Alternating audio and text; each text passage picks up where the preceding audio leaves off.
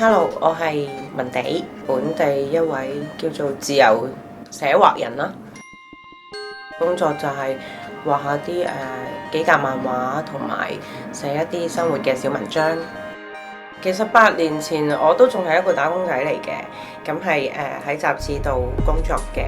而我覺得自己做得最啱嘅決定就係當時我決定 quit 咗份工，然後去做我自己中意做嘅嘢。鼓起勇氣去 quit 咗一份叫做有穩定收入嘅工作，其實需要好大嘅勇氣咯。人哋會覺得你好冒險咁，但係我會覺得喺我人生裏邊都應該要嘗試嘅一件事咯。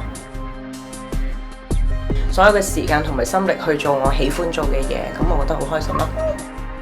8年嚟，其實我從來冇一啲決定覺得自己係做得錯。好耐之前，我其實決定咗入一間大陸公司度做，咁其實係做得好唔開心嗰幾年。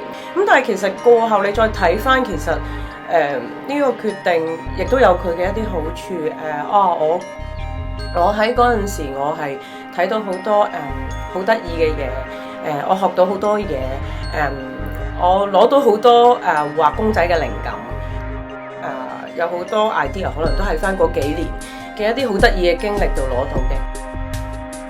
8年之後我想點啊？8年好似太長遠，我諗我都希望繼續畫嘢嘅，即係唔好咁快退休啦。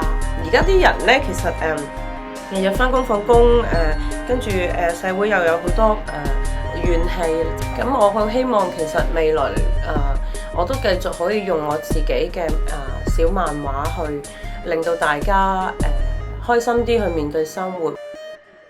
恭喜 Metro Pop 8週年，生日快樂！